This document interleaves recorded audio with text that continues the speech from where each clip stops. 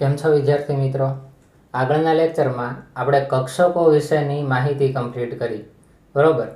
S કક્ષક, પી કક્ષક, D કક્ષક અને એફ કક્ષક. આ ચાર કક્ષકોના આકાર વિશેની માહિતી મેળવી.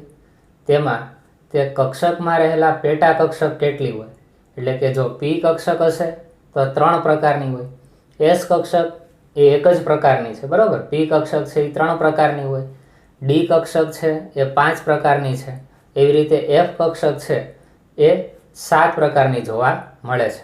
એ પણ આપણને ખબર પડી ગઈ. બીજું, એક કક્ષકની અંદર વધુમાં વધુ 2 જ ઇલેક્ટ્રોન સમાઈ શકે, એ પણ તમને ખબર પડી ગઈ.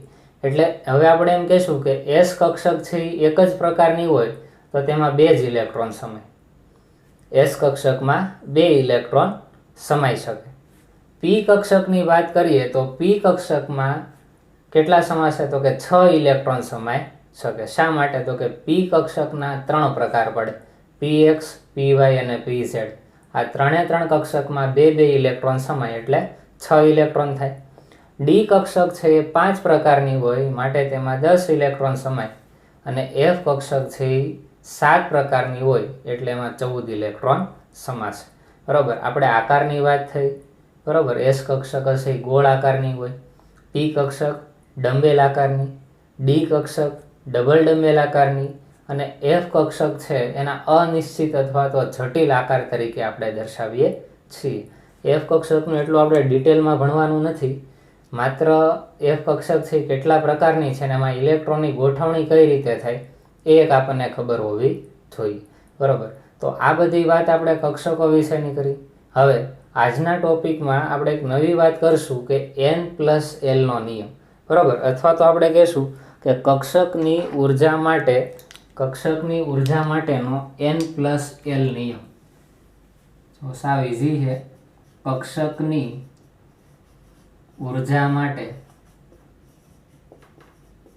N+L નિયમ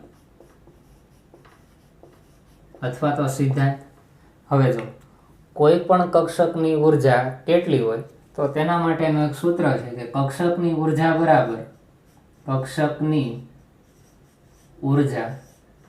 બરાબર શું લખાય? N+L. આ બંનેનો સરવાળો, એટલે કે મુખ્ય ક્વોન્ટમાંક અને કોણીય વેગમાન ક્વોન્ટમાંક, આ બંનેનો સરવાળો કરશો તો તમને કક્ષકની ઉર્જા શું છે એ ખબર પડી જશે, બરોબર? હવે જો એક બાબત તમે ખાસ ધ્યાન રાખજો, આપણે એસ કક્ષક છે એના કેટલા પ્રકાર પડ્યા? 1 પ્રકાર, એને આપણે આ રીતે દર્શાવીએ છીએ. પી કક્ષક છે એના 3 પ્રકાર પડ્યા, પીએક્સ, પીવાય અને પીઝેડ. પીએક્સ, પીવાય અને પીઝેડ. એવી રીતે ડી કક્ષક છે એના 5 પ્રકાર પડ્યા, ડીએક્સવાય, ડીવાયઝેડ, ડીઝેડએક્સ, dx² - y², dz². અને એફ કક્ષક છે એના 7 પ્રકાર પડ્યા, બરોબર? કેટલા પ્રકાર પડ્યા છે? 7. આ એના નામ આપણે લખવાની જરૂર નથી. બીજું શું જોવો તો આ પી કક્ષક છે એની ઉર્જા સમાન હોય તો આ 3 કક્ષકની ઉર્જા પણ કેવી હોય? સમાન જ. ખાસ ધ્યાન રાખવાનું, આ 3 કક્ષક હોય px, py, pz, ત્રણેયની ઉર્જા પણ કેવી છે? એક સરખી જ હોય, બરોબર? જે ઉર્જા છે px ની હોય એ જ py ની હોય, એ જ કોની હોય? pz ની હોય. એવી જ રીતે આનો પણ એ થશે કે dxy, dyz, એવી રીતે બધી જ ડી કક્ષકો હશે, આ બધી કક્ષકોની ઉર્જા કેવી હશે? સમાન હોય. એવી રીતે આની પણ બધાની ઉર્જા કેવી હશે? સમાન હોય છે. એ તમને ખ્યાલ આવી જશે હમણાં.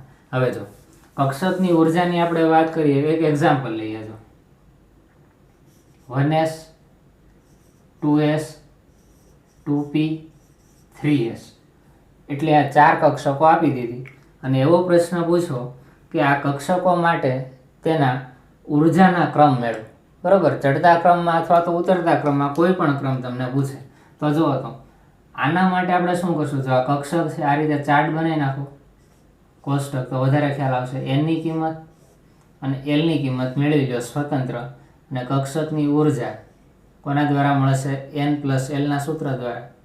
n ની કિંમત શું થાય? તો કે અહીંયા જે આંકડા તમે જુઓ છો, પ્રથમ જે કિંમત હોય બધી n ની જ હોય, એટલે કે અહીંયા 1 છે, 2s એટલે અહીંયા 2, અહીંયા કેટલી? 2, અહીંયા કેટલી? 3. હવે એલ ની વેલ્યુ શું હોય તો એસ એટલે 0 હોય, એસ એટલે 0, પી એટલે 1, એસ એટલે 0. તો આ બેનો સરવાળો કરો એટલે 1s કક્ષકની ઉર્જા મળી જાય. 1 + 0 એટલે 1, 2 + 0 એટલે 2, 2 ને 1 3, અહીંયા કેટલી છે 3. બરાબર. એક કામ કરીએ, આનો બીજો નિયમ આપણે જોશું ત્યારે જોશું. અહીંયા 3s ની જગ્યાએ આપણે 3p કરી નાખીએ. બરાબર, કારણ કે અહીંયા બેના આન્સર સેમ થઈ જશે એટલે પાછો ગોટાળો ન થાય, કારણ કે બીજા નિયમ આપણે જોશું 3p છે. હાલો તો 3p ની વાત કરીએ તો 3p માટે શું બોલાય? જો p હોય તો l ની વેલ્યુ કેટલી હોય તો કે 1. તો 3 + 1 એટલે કેટલા થશે 4.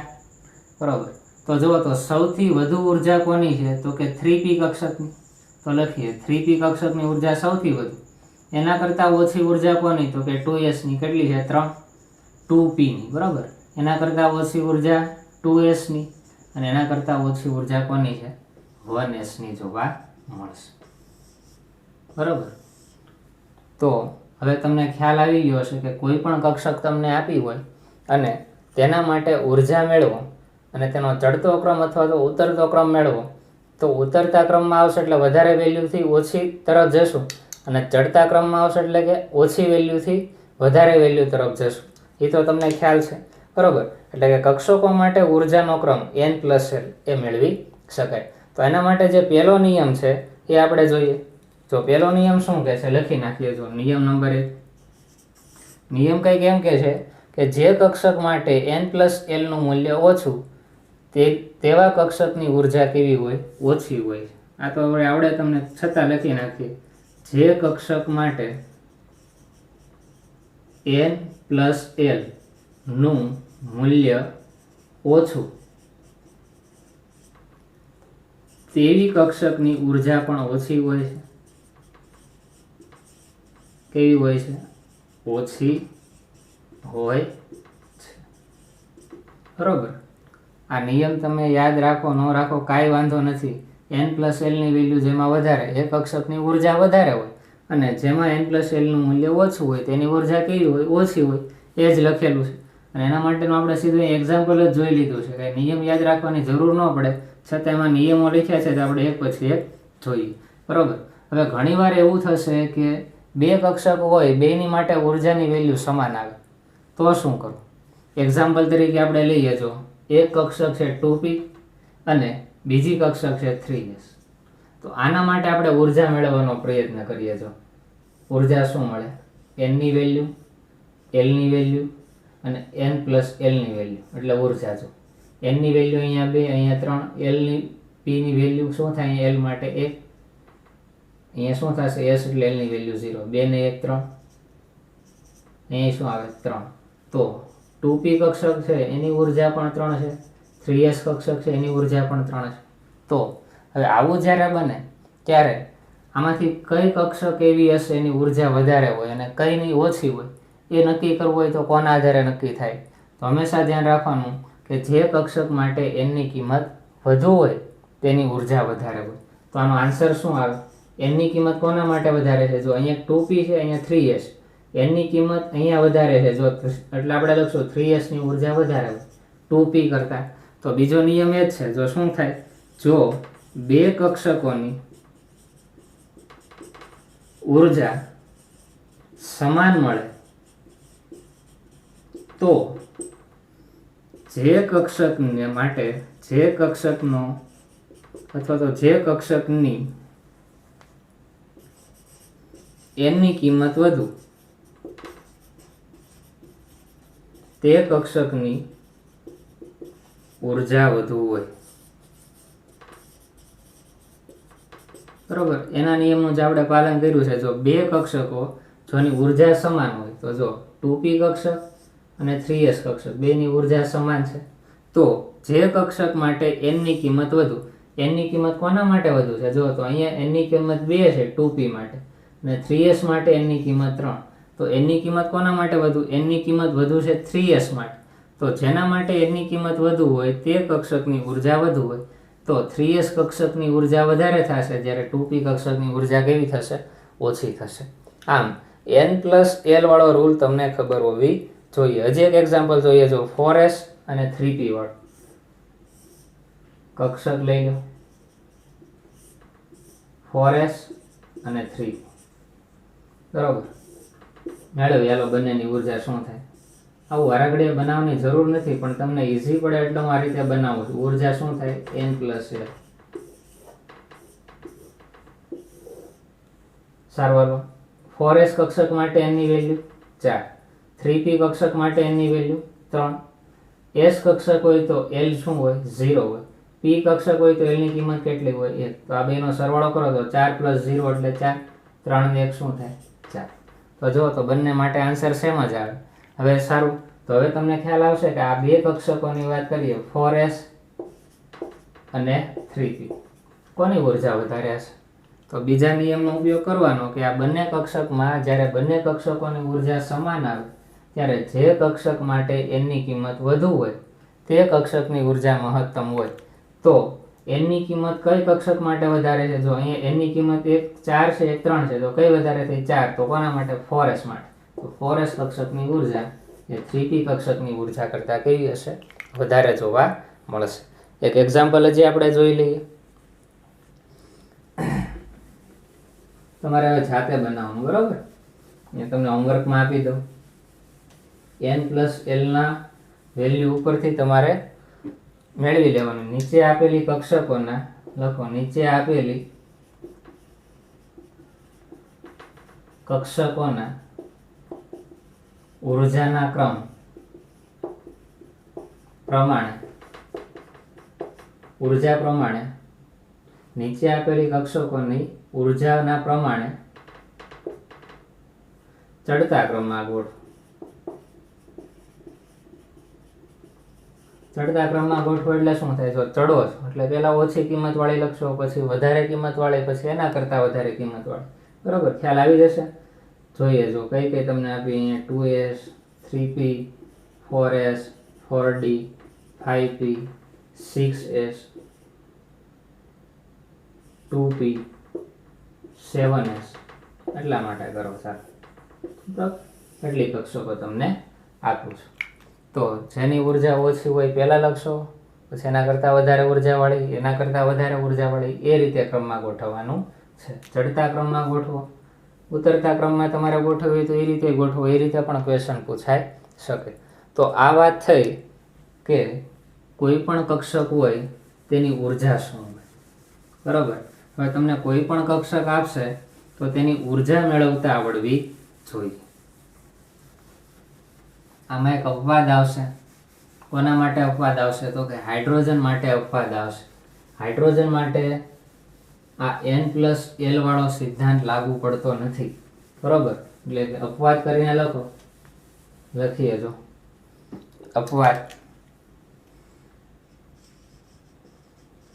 અપવાદનો અર્થ જ એવો થાય કે નિયમના પાલન ન કરતા હોય. બરોબર, તમને ખ્યાલ આવી જાય કે અપવાદ એટલે કે રૂલના વિરુદ્ધનું કંઈક હોય.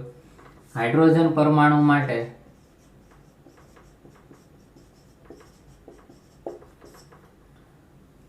તેમાં રહેલી કક્ષકોની ઉર્જા એ n + l ના નિયમ ઉપર આધાર રાખતી નથી. કક્ષકોની ઉર્જા એ માત્ર n ની કિંમત ઉપર આધાર રાખે છે.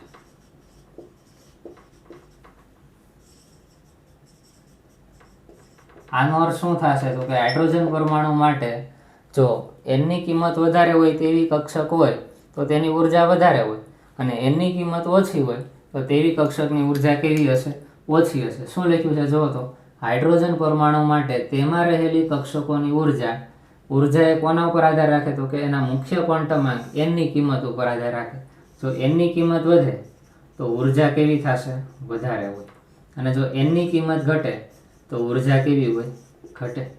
બરાબર, તો આપણે જો દોરીએ, અહીંયા હાઇડ્રોજન પરમાણુ છે. બરાબર, એની અંદર એક પ્રોટોન હોય, ન્યુટ્રોન હાઇડ્રોજનમાં હોતા નથી. પછી હવે તમને ખબર છે જો n = 1 આ પહેલી કક્ષા, પછી આપણે શું લખશું? n = 2 આ બીજી કક્ષા, n = 3 ત્રીજી કક્ષા, એવી રીતે n = 4 ચોથી કક્ષા. પહેલી કક્ષા છે એમાં એક કક્ષક હોય, બીજી કક્ષામાં બે કક્ષક હોય. જે કક્ષાનો ક્રમ છે એટલી જ એની અંદર કક્ષકો હોય. પેટા કક્ષક નથી બોલતો. બરાબર, જો જો પહેલી કક્ષામાં એક કક્ષક હોય એની કઈ હોય 1s હોય, બીજી કક્ષામાં બે કક્ષક હોય 2s અને 2p, ત્રીજી કક્ષામાં ત્રણ કક્ષક હોય 3s 3p અને 3d, અને ચોથી કક્ષામાં ચાર કક્ષક હોય 4s 4p 4d અને 4f. તો આ જો હાઇડ્રોજનનો પરમાણુ હોય તો આ બધી કક્ષાની જ્યારે વાત કરીએ તો હાઇડ્રોજન પરમાણુ માટે આ બધી કક્ષકોને તેની ઉર્જા પ્રમાણે ગોઠવવી છે. તો હાઇડ્રોજન પરમાણુ માટે વાત કરીએ તો હાઇડ્રોજન માટે ઉર્જાનો ક્રમ તો જો તો સૌથી ઓછી ઉર્જા કોની હશે, કોને ધ્યાનમાં લેવાના છે? અહીંયા n+l વાળા નિયમને ધ્યાનમાં ન લેતા હાઇડ્રોજન માટે શું કીધું? n ની કિંમત જેની વધુ તેની ઉર્જા વધારે, n ની કિંમત જેની ઓછી તેની ઉર્જા ઓછી. તો જુઓ તો n ની કિંમત ઓછી કેટલી? તો કે 1. તો કઈ થઈ ગઈ? 1s કક્ષક. તો 1s કક્ષકની ઉર્જા સૌથી ઓછી હોય. એના કરતાં વધારે કોની હોય? તો અહીંયા લેસ ધેન આવશે ને. હવે જો n ની વેલ્યુ 2, n ની વેલ્યુ 2 ધરાવતી કક્ષક કઈ? તો કે 2s અને 2p. બરોબર. તો આ 2s કક્ષક અને 2p આમાં કોની ઉર્જા વધારે હોય? n+l વાળા રૂલમાં જવાનું નથી. બરોબર, બંનેની ઉર્જા સરખી જ હોય કેમ કે n ની કિંમત બેમાં સરખી છે. આગળ વધીએ. હાઇડ્રોજન પરમાણુ માટે ત્રીજી કક્ષામાં રહેલી કક્ષકો 3s 3p અને 3d. બરોબર. પછી કોણ આવે? 3s 3p અને 3d. તો આ ત્રણેની ઉર્જા કેવી હશે? સમાન હશે, કારણ કે n ના કિંમતો ત્રણેયમાં સમાન છે. ખાસ ધ્યાન રાખજો, જો અપવાદ છે હાઇડ્રોજન પરમાણુ માટે ક્વેશ્ચન પૂછે પછી શું આવશે? Less than 4s = 4p 4d અને 4f. આ રીતે. બરોબર. જ્યારે n+l વાળો રૂલ હોય તો જુઓ તો આવું થાય કોઈ દિવસ. 3s અને 3p ની કમ્પેરિઝન કરો તો 3s અને 3p. તો આના માટે n+l ની વેલ્યુ કેટલી થાય? જુઓ તો 3 + 0 એટલે કે 3. આના માટે n+l ની વેલ્યુ કેટલી થાય? 3 + 1 = 4. તો શું થાય? તો 3p ની ઉર્જા વધારે હોય 3s કરતા. 3p is greater than 3s. બરોબર. આ રીતે લખાય અથવા આ રીતે લખીએ તો 3s અને 3p ની વાત કરીએ તો આ રીતે થાય. અહીંયા જો બરાબર દેખાય છે એટલે અપવાદ છે એટલે અહીંયા બરાબર આવે. શા માટે? તો કે હાઇડ્રોજન પરમાણુની ઉર્જા એ માત્ર n ની કિંમત ઉપર આધાર રાખે, એટલે કે મુખ્ય ક્વોન્ટમ આંક ઉપર જ આધાર રાખે છે, અંદર l ની કિંમત ઉપર આધાર રાખતા નથી. l ની કિંમત બદલાય કરે. જો અહીંયા 0 હોય l ની કિંમત, અહીંયા 1 હોય, અહીંયા 2 હોય, અહીંયા કેટલી હોય? 3. બરોબર. પણ હાઇડ્રોજન પરમાણુ માટે તો અપવાદ છે એટલે કંઈ ધ્યાનમાં લેવાનું નથી. એટલે આ ક્વેશ્ચન પૂછાઈ શકે કે હાઇડ્રોજન પરમાણુ માટે તેની કક્ષકોને તેની ઉર્જા પ્રમાણે ગોઠવો, ઉર્જાના ક્રમ પ્રમાણે. તો આ રીતે તમારે ગોઠવવાની રહેશે. હવે આપણે આગળ વધીએ. એના પછીનો નવો પોઈન્ટ જોઈએ. કોઈ પણ પરમાણુ હોય તેમાં ઇલેક્ટ્રોનની ગોઠવણી કઈ રીતે કરી શકાય. હવે જો આપણે ચેપ્ટરના અંત સાઈડ આગળ વધીએ છીએ. બરોબર. હવે કાંઈ એટલા બધા ટોપિક બાકી રહેતા નથી. હવે 1 અથવા 2 લેક્ચરમાં આ ચેપ્ટર કમ્પ્લીટ થઈ જશે. હવે છેલ્લે એવા પોઈન્ટ આવે કે કોઈ પણ પરમાણુ હોય એમાં ઇલેક્ટ્રોનની ગોઠવણી કઈ રીતે થાય, અથવા તો પરમાણુની ઇલેક્ટ્રોન રચના કઈ રીતે આપણે લખી શકીએ. બરોબર. તો તેના માટે 3 અલગ અલગ સિદ્ધાંતો આપણે ભણવાના છે. સાવ ઇઝી સિદ્ધાંતો છે, અઘરા નથી. એટલે આપણો મુખ્ય ટોપિક એ થશે કે પરમાણુમાં ઇલેક્ટ્રોનની ગોઠવણી માટેના સિદ્ધાંતો. બરાબર. તો લખીએ. જો પરમાણુમાં ઇલેક્ટ્રોનની ગોઠવણીના સિદ્ધાંતો. પરમાણુમાં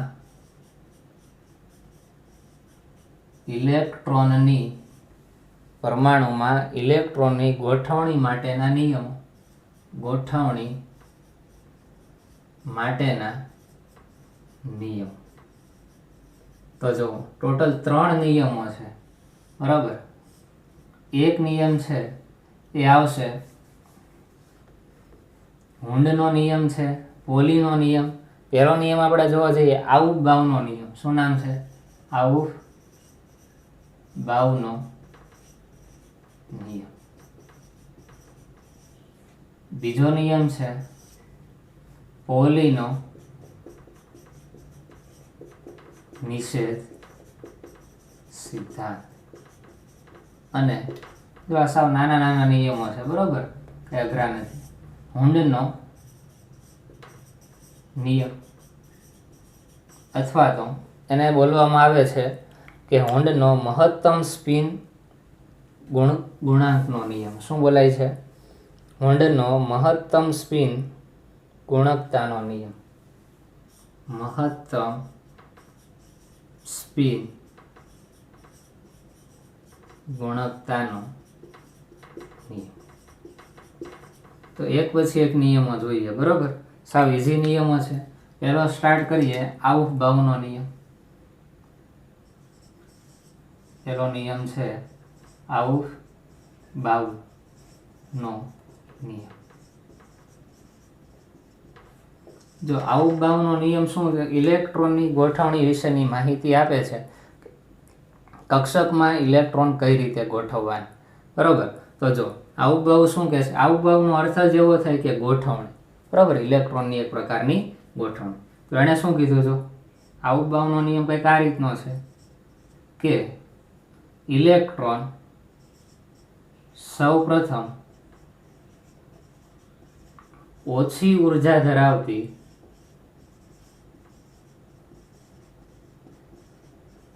કક્ષકમાં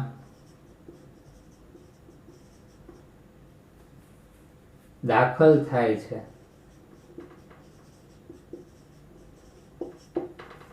જ્યારે ઓછી ઉર્જા ધરાવતી કક્ષક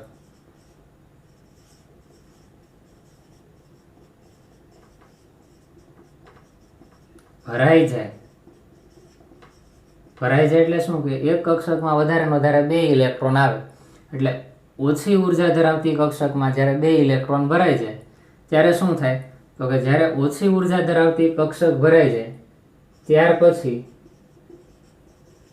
ઇલેક્ટ્રોન વધુ ઉર્જા ધરાવતી કક્ષકમાં દાખલ થાય. વધુ ઉર્જા ધરાવતી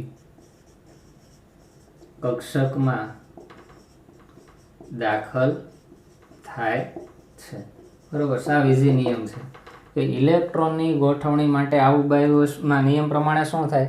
તો કે પહેલા ઇલેક્ટ્રોન છે એ એવી કક્ષકોમાં દાખલ થાય કે જેની ઉર્જા ઓછી હોય, બરોબર.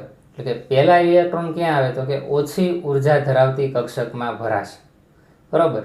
એટલે કે પહેલા ઇલેક્ટ્રોન છે એ ઓછી ઉર્જા ધરાવતી કક્ષકમાં આવે અને ત્યારબાદ જો એ કક્ષક ભરાઈ જાય તો હજી જો ઇલેક્ટ્રોન આપણી પાસે હોય તો એને ક્યાં ગોઠવવાના? તો કે ઊંચી ઉર્જા ધરાવતી કક્ષકમાં ગોઠવવા પડે, બરોબર. એટલે શું કરવાનું? તો કે ઇલેક્ટ્રોનની ગોઠવણી કઈ રીતે થાય? તો કે પહેલા ઓછી ઉર્જા ધરાવતી કક્ષક હોય એ ભરાઈ જાય એટલે એના કરતાં વધુ ઉર્જા ધરાવતી કક્ષક ભરાય જાય એટલે એના કરતાં પણ વધારે ઉર્જા ધરાવતી કક્ષક ભરાશે, બરોબર. તો આપણને કક્ષકોની ઉર્જાનો ક્રમ ખબર હોય તો ઇઝીલી આપણે ઇલેક્ટ્રોનની ગોઠવણી કરી શકીએ. તો જો એના માટે બહુ સરસ એવી એને મેથડ આપી છે કે કઈ રીતે આપણે યાદ રાખવું. તો જો પહેલી કક્ષા હોય, હવે તો તમને ખ્યાલ છે ને, પહેલી કક્ષા હોય તો એમાં કોણ હોય? ખાલી 1s. આ રીતે લખીએ. જો 1s કક્ષક, પછી શું આવે? 2s કક્ષક એ હોય. s કક્ષકની આગળ આપણે 1 2 3 એમ લખીએ છીએ. 3s કક્ષક હોય, 4s કક્ષક હોય, એવી રીતે 5s કક્ષક હોય, 6s કક્ષક હોય. આ રીતે લખાય, બરોબર. અથવા તો એક કામ કરો, ઊભી રીતે લખો તો વધારે ઇઝીલી યાદ રહેશે. આડી રીતે નહીં, ઊભી રીતે લખીએ. તો 1s કક્ષક, પછી 2s કક્ષક, 3s કક્ષક, 4s કક્ષક, 5s કક્ષક આવે. એવી રીતે 6s, 7s, આ રીતે કક્ષકો હોય, બરાબર. પહેલી કક્ષા હોય તેમાં 1s કક્ષક હોય, બીજી કક્ષામાં 2s હોય, ત્રીજી કક્ષામાં 3s આવે, ચોથી કક્ષામાં 4s, એવી રીતે સાતમી કક્ષામાં 7s આવે. હાલો s કક્ષક લખીએ. હવે p કક્ષક લખીએ. p કક્ષક હોય એ ક્યાંથી શરૂ થાય? પહેલી કક્ષામાં p કક્ષક હોય કોઈ દિવસ? ન હોય. જો પાછું એકવાર અહીંયા લખીને બતાવું. જો પહેલી કક્ષક હોય એમાં 1s એક જ હોય. બીજી કક્ષામાં શું હોય? તો કે 2s અને 2p. તો p કક્ષક છે એ બીજી કક્ષાની અંદરથી સ્ટાર્ટ થાય. એટલે તમે કોઈ દિવસ અહીંયા એમ ન લખતા કે અહીંયા 1p હોય. 1p કક્ષક જ ન હોય. તો પહેલી કક્ષામાં 1s જ હોય, અહીં ક્યાં કોઈ દી આપણે 1p લઈશું? આવું કોઈ દિવસ હોય જ નહીં, બરાબર. એટલે કે p કક્ષક છે એ બીજી કક્ષાથી શરૂ થાય. તો અહીંયા લખીએ, જો અહીંયા ન લખાય કે અહીંયાથી લખાય 2p કક્ષક. એ રીતે આગળ વધતા જઈએ, 3s 3p કક્ષક, 4p 5p 6p, એવી રીતે આગળ ને આગળ વધશે 7 8 9 10 એ રીતે, બરાબર. p કક્ષક પછી શું આવે? d. તો 1d હોય કોઈ દિવસ? જો પહેલી કક્ષામાં કોઈ d હોય જ નહીં, બીજી કક્ષામાં હોય. d ક્યાંથી સ્ટાર્ટ થાય? ત્રીજી કક્ષાથી સ્ટાર્ટ થાય. તો 3s 3p અને 3d.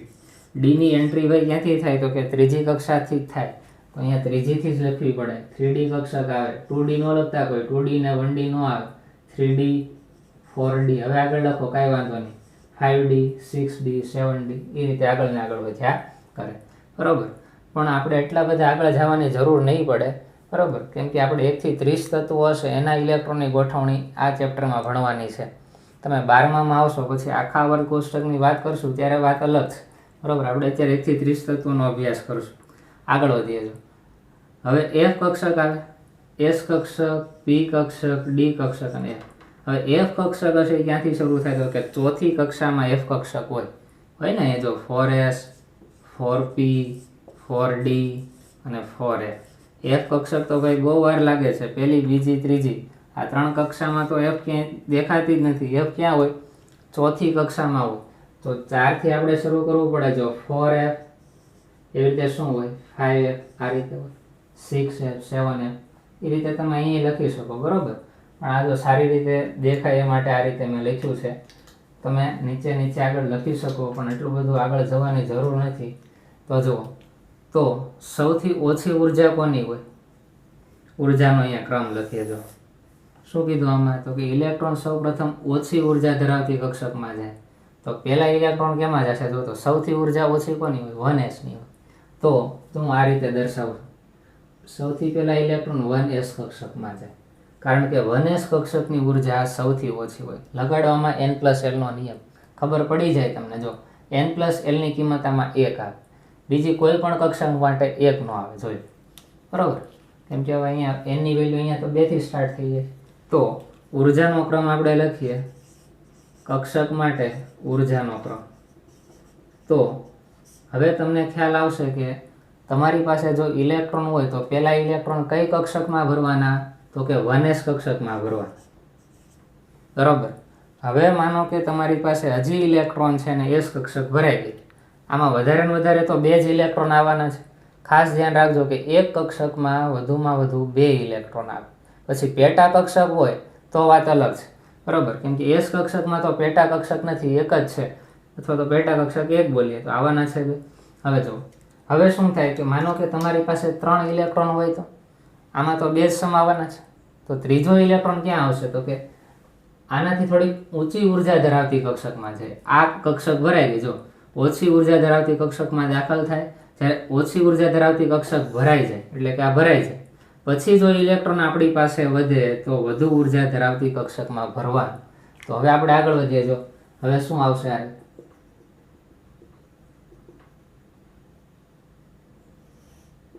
2s કક્ષકમાં ઇલેક્ટ્રોન આવશે, બરાબર. કારણ કે 1s કરતાં 2s કક્ષકની ઉર્જા વધારે હોય. તો ઉર્જાનો ક્રમ આપણે લખતા જઈએ. પછી આવશે 2s કક્ષકમાં. હવે માનો કે 2s કક્ષક પણ ભરાઈ ગઈ, તો એના કરતાં વધારે ઉર્જા ધરાવતી કક્ષકમાં જશે ને. તો 2s કરતાં વધારે ઉર્જા કઈ હશે? તો કે 2p ની. કોની હોય વધારે ઉર્જા? 2p. તો હવે ઇલેક્ટ્રોન જશે 2p કક્ષકમાં. પછી ક્યાં જાય? તો કે 3s માં. પછી ક્યાં જશે? 3p માં. પછી ક્યાં જશે? 4s માં. પછી 3d. પછી ઇલેક્ટ્રોન 4f. પછી 5s. જો પહેલી 1s કક્ષક ભરાઈ ગઈ તો ઇલેક્ટ્રોન 2s કક્ષકમાં ભરાશે. 2s કક્ષક ભરાઈ જાય એટલે 2p કક્ષકમાં 2p કક્ષક ભરાઈ જાય. જો અહીંયા 6 ઇલેક્ટ્રોન ભરાય તો ખબર છે ને, p કક્ષકમાં 6 ઇલેક્ટ્રોન ભરાય. 3s માં જશે, 3s ભરાઈ ગઈ, પાછી 3p માં જશે, 4s માં જશે. આ રીતે આગળ ને આગળ વધ્યા કરશે. 5s ભરાઈ ગઈ તો હવે ઇલેક્ટ્રોન છે એ 4d કક્ષકમાં જશે. 4d કક્ષક ભરાઈ જાય એટલે 5p કક્ષકમાં જાય, 5p કક્ષક ભરાય એટલે 6s કક્ષકમાં જાય. હવે તમને આવડશે, આમાં તો મજા આવે છે. જો આ તો કેમ જેવું થઈ ગયું. 4f કક્ષકમાં જાય, 4f માંથી 5d માં જશે, 5d માંથી 6p માં જશે, 6p માંથી 7s માં ઇલેક્ટ્રોન જશે. આ રીતે કન્ટિન્યુ આગળ વધ્યા કરે. અહીં આવે 5d પછી 6d, તો 5f માંથી 6d માં જાય, પણ ત્યાં સુધી આપણે જતા નથી. તો જો ઉર્જાનો ક્રમ શું આવશે? 1s કક્ષકની ઉર્જા કરતાં 2s ની વધારે, પછી કોણ આવશે? 2p કક્ષક, એના કરતાં વધારે ઉર્જા 3s, પછી ઇલેક્ટ્રોન ક્યાં જશે? તો કે 3p માં. 3p ભરાઈ ગઈ, હાલો તો ક્યાં આપણે નાખશું ઇલેક્ટ્રોન ને? 3p પછી 4s માં, 4s કક્ષક પણ ભરાઈ ગઈ, તો હવે ક્યાં આવશે? 3d માં. તો જુઓ તો અહીંયા સુધીમાં કેટલા ઇલેક્ટ્રોન ભરાઈ જશે?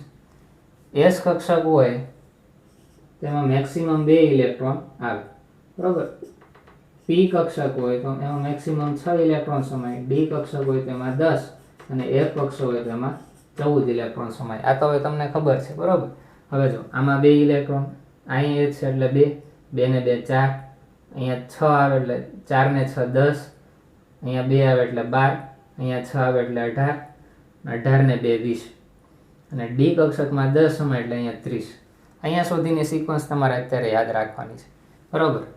30 તત્વો સુધીની ઇલેક્ટ્રોન રચના આપણે જોશું, એટલે છેલ્લે 30મો ઇલેક્ટ્રોન હશે એ 3d માં, બરોબર. એ તો કઈ રીતે એના નિયમ છે એ પ્રમાણે આપણે જોશું.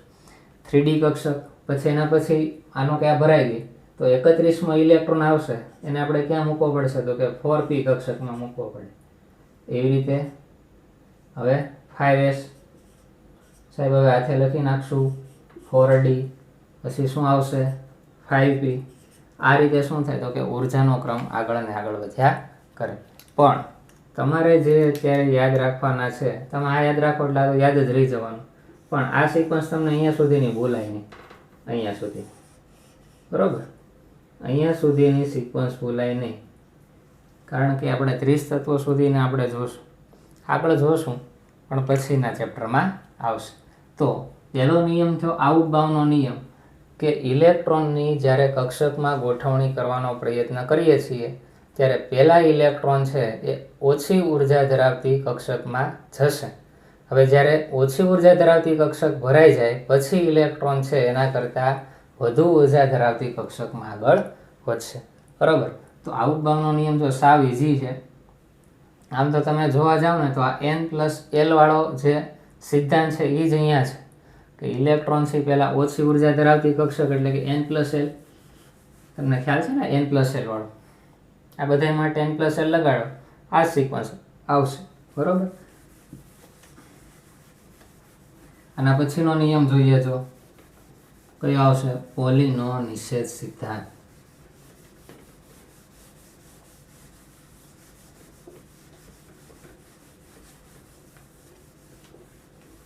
પોલીભાઈએ શું કીધું એ આપણે જોઈ લઈએ. બીજો નિયમ પોલીનો નિષેધ સિદ્ધાંત. સાવ ઇઝી છે. જો પોલીભાઈએ શું કીધું હતું કે કોઈ પણ 2 ઇલેક્ટ્રોન હોય તેના 4 ક્વોન્ટમ આંક કોઈ દિવસ સરખા ન હોય. શું કીધું? કોઈ પણ 2 ઇલેક્ટ્રોન ના બધા જ ક્વોન્ટમ આંક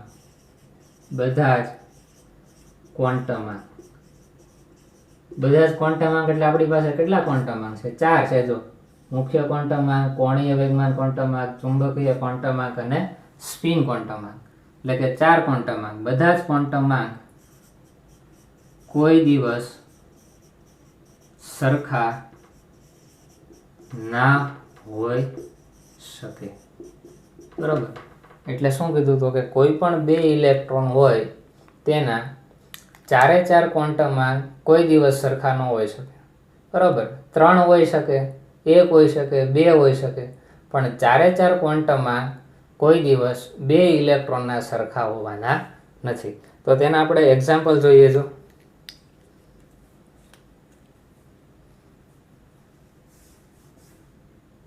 કોઈ દિવસે શબ્દ ન વાપરો ચાલે, બરાબર. દિવસની આપણે એવું ન હોય કે આ દિવસે હોય ને આ દિવસે ન હોય, ખાલી એમને લખાય કે કોઈ પણ બે ઇલેક્ટ્રોનના બધા જ ક્વોન્ટમમાં સરખા ના હોઈ શકે. એક્ઝામ્પલ જોઈ લેજો. એક એક્ઝામ્પલ જોઈએ. 1s2 કક્ષક લઈએ. 1s2 કક્ષક, બરાબર. આને આપણે દર્શાવીએ તો કઈ રીતે દર્શાવાય? તો કે એસ કક્ષક છે એક પ્રકારની છે અને બે ઇલેક્ટ્રોન આમાં આવે છે. અહીંયા 1s ઉપર 2 લખ્યું શું દર્શાવે? ઇલેક્ટ્રોનની સંખ્યા દર્શાવે. જમણી બાજુ ઉપરની સાઈડ જે સંખ્યા છે એ શું દર્શાવે છે? ઇલેક્ટ્રોનની સંખ્યા દર્શાવે છે. તો જો ઇલેક્ટ્રોનની ગોઠવણી તમને ખબર છે, બે ઇલેક્ટ્રોન છે, તો આ પહેલો ઇલેક્ટ્રોન અને આને આપણે બીજો ઇલેક્ટ્રોન કહીએ. તો શું કીધું? કોઈ પણ બે ઇલેક્ટ્રોનના બધા જ ક્વોન્ટમમાં, બે ઇલેક્ટ્રોન છે, બેના ક્વોન્ટમમાં મેળવી લઈએ. જો આ છે પહેલો ઇલેક્ટ્રોન છે અને આ છે આપણો બીજો ઇલેક્ટ્રોન છે. એના ક્વોન્ટમાંક જોઈએ. બધા જ ક્વોન્ટમાંક એટલે કયા કયા હોય? તો કે n, l, m of l એટલે કે ચુંબકીય ક્વોન્ટમાંક અને સ્પિન ક્વોન્ટમાંક. એવી રીતે આના માટે આવશે ને. બીજા માટે જોશું, બે ઇલેક્ટ્રોન માટે જોવાના છે. આ પહેલો ઇલેક્ટ્રોન અને આ બીજો ઇલેક્ટ્રોન. સારું, હાલો n ની વેલ્યુ શું થાય? n ની વેલ્યુ શું થાય? આ રહી 1. તો આ ઇલેક્ટ્રોન માટે n ની વેલ્યુ કેટલી થાય? 1. હવે જો આ ઇલેક્ટ્રોન માટે l ની વેલ્યુ કેટલી થાય? તો કે n ની વેલ્યુ 1 હોય તો l ની વેલ્યુ 0 હોય, કારણ કે l ની કિંમત છે એ n - 1 હોય ને, એટલે n ની કિંમત 1 મૂકું તો 1 - 1 એટલે 0. આ ઇલેક્ટ્રોન માટે તે l ની વેલ્યુ 0 જ. બીજું જો ચુંબકીય ક્વોન્ટમમાં l ની કિંમત 0 તો m of l એને દર્શાવવાની રીત શું છે? -l 0 થી +l. પણ l ની કિંમત 0 હોય તો -0 0 ને +0 તો થાય તો 0. તો આના માટે શું થાય? 0. બરાબર. આગળ વધીએ સ્પિન ક્વોન્ટમમાં. હવે જો ઇલેક્ટ્રોનની સ્પિન છે, એક ઇલેક્ટ્રોન છે એ સમઘડી દિશામાં ફરતો હોય તો એક ઇલેક્ટ્રોન વિષમઘડી દિશામાં ફરે હોય ને. ઇલેક્ટ્રોનની સ્પિન બે પ્રકારની હોય. એક માનો કે આ રીતે ફરે છે સમઘડી દિશામાં, એક વિષમઘડી દિશામાં ફરે છે. તો એકનો સ્પિન ક્વોન્ટમાંક +1 હોય અને એકનો ક્વોન્ટમાંક -1. સમઘડી માટે +1 લેશો, વિષમઘડી માટે -1. આ સમઘડી કહેવાય. જો ઘડિયાળના કાંટા પ્રમાણે હાલે છે ને, જો આ ઘડિયાળના કાંટાથી વિરુદ્ધ હાલે એટલે આપણે વિષમઘડી કહીએ છીએ, બરોબર. તો જુઓ, તો આના માટે આપણે જોઈએ, આનો સ્પિન ક્વોન્ટમાંક છે એ +1 હોય તો બીજા ઇલેક્ટ્રોનનો સ્પિન ક્વોન્ટમાંક કેટલો હોય? -1 જ હોય, કારણ કે સ્પિન ક્વોન્ટમાંક એક જ કક્ષકમાં બંનેના સરખા ન હોય. તો જુઓ, તો આમાંથી સમાન તમને શું શું જોવા મળે છે? તો કે n, l અને m આ આટલી વેલ્યુ તો બે ઇલેક્ટ્રોન માટે સમાન છે, પણ સ્પિન ક્વોન્ટમાંક બદલાઈ જાય. તો જો પોલીએ એવું નથી કીધું કે 3 સમાન હોય ને 1 અસમાન. એણે તો એમ જ કીધું છે કે કોઈ પણ બે ઇલેક્ટ્રોનના બધા જ ક્વોન્ટમાંક સરખા ન હોય. 3 હોઈ શકે, બધા જ સરખા ન હોય. જો આ ચોથો ક્યાં સરખો છે? તો આ સાબિત છે ને. શું કીધું? કોઈ પણ બે ઇલેક્ટ્રોનના બધા જ ક્વોન્ટમાંક સરખા હોતા નથી. 3 હોઈ શકે, 3 સમાન હોઈ શકે, 2 સમાન હોઈ શકે, બરાબર. પણ બધાય ક્વોન્ટમાંક છે એ સમાન હોય એવું જરૂરી નથી, બરાબર. હોય જ નહીં કોઈ દિવસ. હજી એક એક્ઝામ્પલ જોઈએ. બીજું એક્ઝામ્પલ જોઈએ. 2p કક્ષક માટેનું એક્ઝામ્પલ જોઈએ. જો કયું આપણે જોઈએ? 2p કક્ષક. મેં એમ કીધું કે 2p કક્ષક છે એમાં 3 ઇલેક્ટ્રોન છે, બરોબર. એમાંથી 2 ઇલેક્ટ્રોન જ આપણે જોવા છે, કોઈ પણ 2 ઇલેક્ટ્રોન, તો આપણે 2 જ રાખીએ. જો 2p માં 2 ઇલેક્ટ્રોન છે. હવે જો p કક્ષકમાં વધુ કેટલા ઇલેક્ટ્રોન સમાય? 6 સમાય. કેટલા સમાણ? અહીંયા 2 સમાણ. હજી એમાં જગ્યા છે. કેટલા? તો કે 4 ઇલેક્ટ્રોન હજી આમાં સમાઈ શકે. એની આપણે કઈ અત્યારે જરૂર નથી. તો 2p કક્ષક છે એના 3 પ્રકાર પડે ને. આ રીતે કેટલા પ્રકાર પડે? 3 પ્રકાર પડે. હવે ખાસ ધ્યાન રાખજો. જો આ p કક્ષક થઈ ગઈ. આ કઈ કક્ષક છે? p of x, p of y, p of z. પહેલા ઇલેક્ટ્રોન છે, 3 કક્ષકોની ઉર્જા સરખી હોય. કોઈ પણ કક્ષકમાં તમે ઇલેક્ટ્રોન મૂકી શકો. અહીંયા મૂકો, અહીંયા મૂકો, અહીંયા મૂકો. પણ એક જ કક્ષકમાં બંને ઇલેક્ટ્રોન એકસાથે મૂકી ન શકાય. એ હુનનો નિયમ આવશે આગળ, બરાબર. તો જો 2 ઇલેક્ટ્રોન છે તો એક ઇલેક્ટ્રોન અહીંયા મૂકું છું અને બીજો ઇલેક્ટ્રોન અહીંયા મૂકું છું, બરાબર. 3 હોય તો અહીંયા ત્રીજો આવે, બરાબર. હવે જો પાછું આપણે જોઈએ કોઈ પણ બે ઇલેક્ટ્રોન. આ ભાઈ અહીંયા બે ઇલેક્ટ્રોન છે, જો આ પહેલો ઇલેક્ટ્રોન, આ બીજો ઇલેક્ટ્રોન, બરાબર. પાછું એની જ ગણતરી આવશે, એનની વેલ્યુ, એલની વેલ્યુ, એમ ઓફ એલની વેલ્યુ અને સ્પિન ક્વોન્ટમાંકની વેલ્યુ.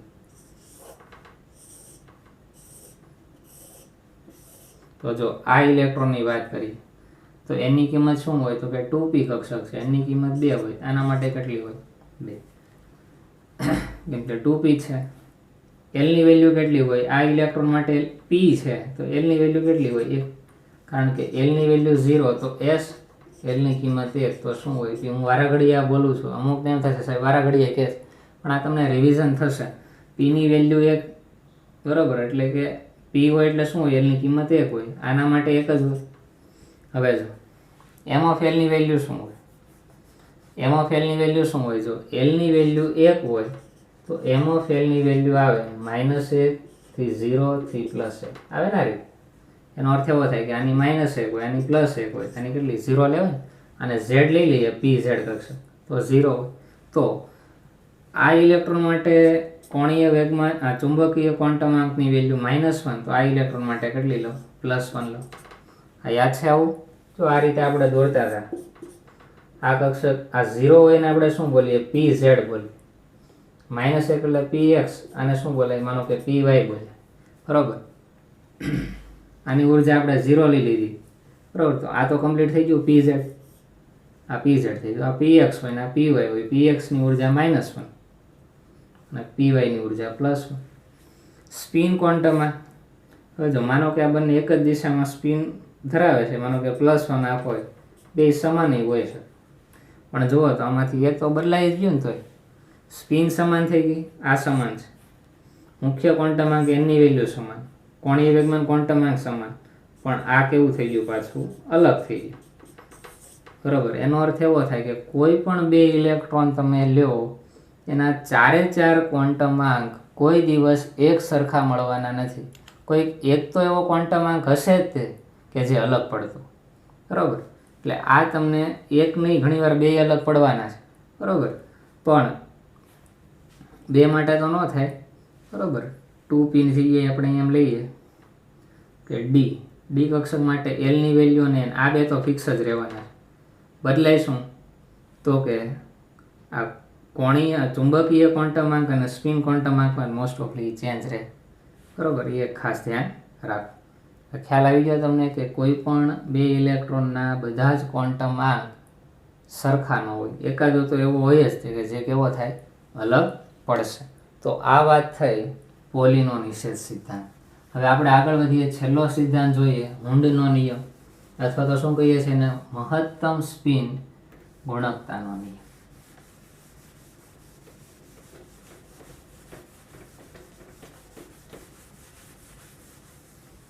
છેલ્લો આપણે જે નિયમ જોવાનો છે એ કયો છે? હુન્ડનો નિયમ જોશું. તો હુન્ડના નિયમ પ્રમાણે એને શું કીધું? જો એને શું કીધું લખીએ. જો હુન્ડનો નિયમ શું કહે છે તો કે કક્ષકની અંદર જે પેટા કક્ષક રહેલી હોય તેમાં જે ઇલેક્ટ્રોનની ગોઠવણી થાય, પહેલાં જેટલી પેટા કક્ષક હશે બધામાં સમાન ઇલેક્ટ્રોન ગોઠવાશે. પછી જો વધારે ઇલેક્ટ્રોન હોય તો પછી પાછા એક એક એમાં ઉમેરી શકાય. તો શું કીધું? જો કક્ષકમાં રહેલી પેટા કક્ષકમાં રહેલી પેટા કક્ષકમાં એક એક ઇલેક્ટ્રોન ગોઠવાય. પહેલા શું થાય? એક એક ઇલેક્ટ્રોન ગોઠવાય, પછી ત્યાર પછી જ શું થશે તો કે બીજો ઇલેક્ટ્રોન કક્ષકમાં આવી શકે. ત્યાર પછી જ બીજો ઇલેક્ટ્રોન કક્ષકમાં આવી ઇલેક્ટ્રોન યુગ્મ બને છે. બીજો ઇલેક્ટ્રોન કક્ષકમાં આવી ઇલેક્ટ્રોન યુગ્મ બને છે. હવે જો આ નિયમને તમે વાંચવા જશો અને યાદ રાખવા જશો એની કરતાં એને સમજી લઈએ આ શું કહેવા માગે છે. પહેલાં શું કીધું તો કે કક્ષકમાં રહેલી પેટા કક્ષક, તો પહેલાં આપણે પેટા કક્ષક બનાવી દઈએ. તો એસ કક્ષક હોય પેટા કક્ષક કેટલી છે? એક જ છે.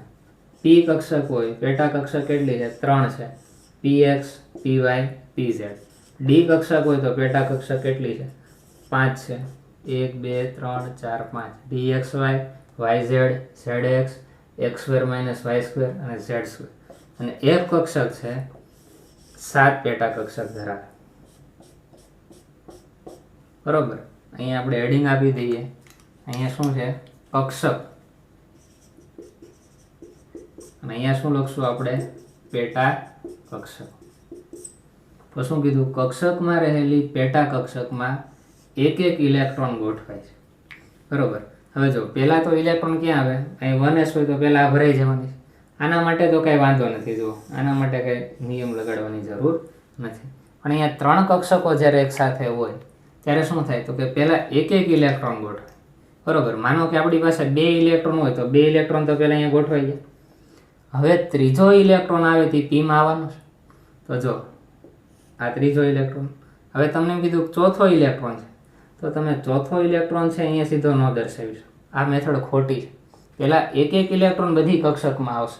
એટલે ચોથો ઇલેક્ટ્રોન આવે તો પહેલાં ક્યાં આવશે? અહીંયા આવશે. પછી હજી માનો કે 5મો ઇલેક્ટ્રોન છે તો એ અહીંયા આવે.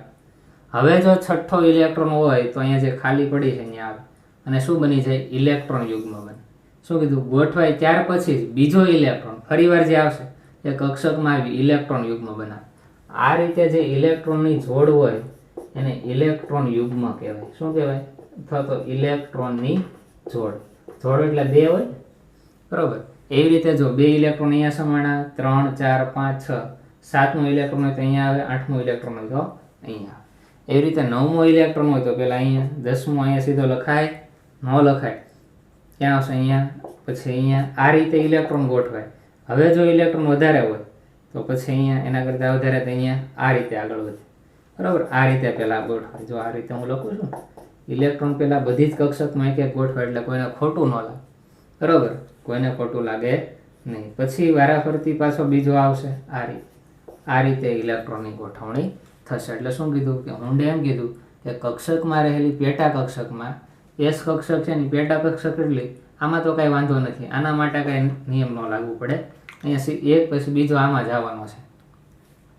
શું કીધું? તો કક્ષકમાં રહેલી પેટા કક્ષકમાં એક ઇલેક્ટ્રોન ગોઠવાય. પહેલાં એક આવશે, પછી જ બીજો ઇલેક્ટ્રોન કક્ષકમાં આવી અને ઇલેક્ટ્રોન યુગ્મ કમ્પ્લીટ કરે. આ યુગ્મ કમ્પ્લીટ થયું, આ યુગ્મ કમ્પ્લીટ થયું, આ યુગ્મ કમ્પ્લીટ થયું. એ રીતે બધા યુગ્મ કેવા થાય?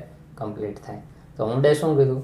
તો કે ઇલેક્ટ્રોનની જ્યારે આપણે ગોઠવણી કરતા હોય ત્યારે માનો કે પેટા કક્ષકો આવતી હોય. બરાબર. 3 પેટા કક્ષકો આવે તો એમાં ઇલેક્ટ્રોન ગોઠવે તો પહેલાં ત્રણેયમાં એક ગોઠવવાનું. પહેલાં pxમાં, પછી બીજો હોય તો pyમાં, ત્રીજો હોય તો pzમાં. બરાબર. હવે હજી ઇલેક્ટ્રોન હોય 6 તો સમાવાના છે p છે એટલે, તો હજી 3 હોય છે. હવે તમે ગોઠવો pxમાં બીજો ગોઠવો, pyમાં પાછો બીજો અને pzમાં બીજો. પણ પહેલાં તો કેટલા આવશે? એક જ આવે. આ રીતે પહેલાં 1, પછી y, પછી z, પછી બીજો હોય તો આ રીતે તમે ગોઠવી શકો. બરાબર. તો આજે આપણે ટોટલ 4 નિયમો જોયા. n+l સિદ્ધાંત એટલે કે કક્ષકોની ઉર્જાનો સિદ્ધાંત, પછી જોયો આપણે આઉટબાવનો સિદ્ધાંત, પછી જોયો પોલીનો સિદ્ધાંત અને છેલ્લે જોયો હુન્ડનો સિદ્ધાંત. બરાબર. આ 4 સિદ્ધાંતો જો તમને ક્લિયર સમજાશે તો હવે જે આપણે જોવાના છીએ કે જે પરમાણુમાં જે ઇલેક્ટ્રોન ગોઠવાય છે તો એની ઇલેક્ટ્રોન રચના શું? બરાબર. તો ઇલેક્ટ્રોન રચના તમને સાવ ઇઝીલી આવડશે. બરાબર. ઇલેક્ટ્રોન રચના છે એ કંઈ અઘરી નથી. સાવ ઇઝીલી તમે શીખી શકશો. પણ આ બધા સિદ્ધાંતો આમ બેઝિક બધું તમને ખ્યાલ હોવું જોઈએ કે આ રીતે ઇલેક્ટ્રોનની ગોઠવણી કરે. બરાબર. તો આજના લેક્ચરમાં આપણે અહીંયા સુધી રાખીએ છીએ. આજના જે 4 સિદ્ધાંતો જોયા એ સારી રીતે તમે એકવાર વાંચી લો અને એમાં જે એક્ઝામ્પલ છે એની પ્રેક્ટિસ કરો. અને આ ઉર્જાનો ક્રમ તમે યાદ રાખજો. વારાઘડી આવું બનાવવા નહીં જવાનું. બરાબર. ત્યાં સુધી યાદ રાખવાનું કીધું છે. 3D સુધી યાદ રાખો. અત્યારે અહીંયા સુધી તો યાદ રહી જાય ને. બરાબર. કેમ કે 30 ઇલેક્ટ્રોન સુધીને આપણે ઇલેક્ટ્રોન રચના જોવી છે. 30મો ઇલેક્ટ્રોન ડી કક્ષક સુધીમાં ભરાઈ જશે.